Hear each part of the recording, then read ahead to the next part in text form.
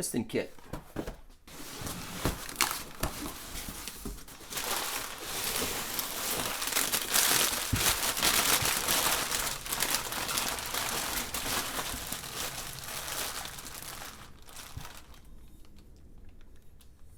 Alright, so here's the cylinder. It's been ported. You can see that they took some off the bottom here. So that's port timing stuff. And it's been replated.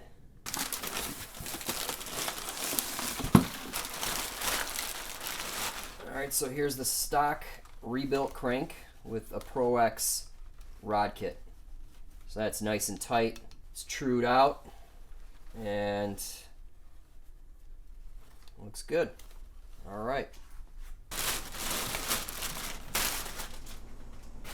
All right, and then lastly, this drain plug needed to be fixed. So what he did is he drilled and tapped for a larger size.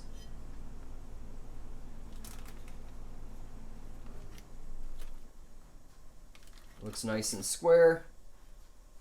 Awesome. So that's that. Alright, got a Weisico piston. Looks awesome. All new stuff. Okay, so let's summarize the work that this engine needed, or what I've got done to it. Okay, so I turned to Ken O'Connor Racing for a lot of this stuff, and he's done work for me before on the 01 KX250. Quick turnaround, reasonably priced. Guy knows what he's doing, so I highly recommend Ken O'Connor Racing, okay? So anyway, over here, the cylinder was ported for low to mid gains, okay? So porting cost is $300, and that includes head work, but I have not sent the head in yet. And the reason I didn't send in the head yet is basically without doing a solder squish test, he guesses on the combustion chamber.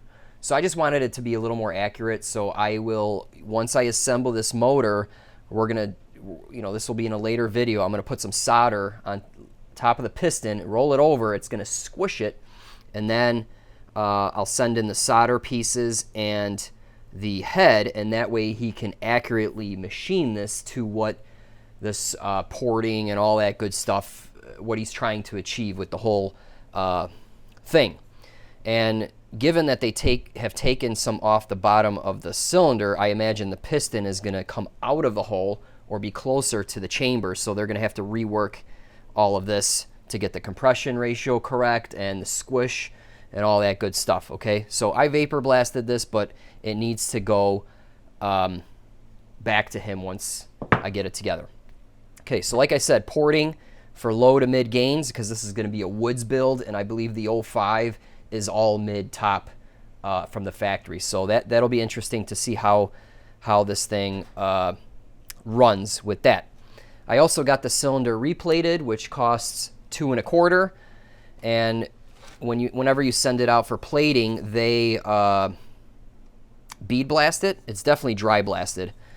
So if you look here, there's a definite sheen difference between vapor blast, which is the head, and this guy here.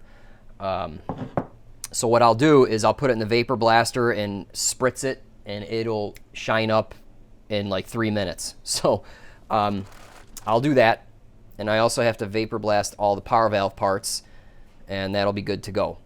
Over here, I just had the stock crank rebuilt with a rod kit, and he trues it up and polishes the wheels and all that good stuff, and that cost is $170. Guys, I get emailed all the time, hey, I want to buy an aftermarket crank, hot rod, Weisico, or whatever, and to be honest, I think it's better just to rebuild your stocker, okay? This is a Pro X rod kit, comes from Japan. I mean, you just can't beat it, okay? And then over here, he fixed the drain plug. He initially quoted me $60, but it looks like he didn't charge me for that. So Ken, if you're watching, thank you for that. So he just drilled and tapped for that guy, and I imagine he mounted it in a vertical mill, and this thing, I can tell, is super straight, okay? If you were just to do it on the bike, I've done it before, it's crooked, it seeps, it leaks, so this is just Awesome. Have the Wysico piston kit, which was $154. So all this right here, we're sitting at $890. Then I ordered a bunch of OEM parts. So main bearings, seals, gaskets. Not everything is in here, but this is about $300 to $400 worth of parts. Trans bearings, main bearings, and all that. And that's enough to get me for the bottom end and the top end. And I will be placing an order for more, but that's going to get me going. So guys,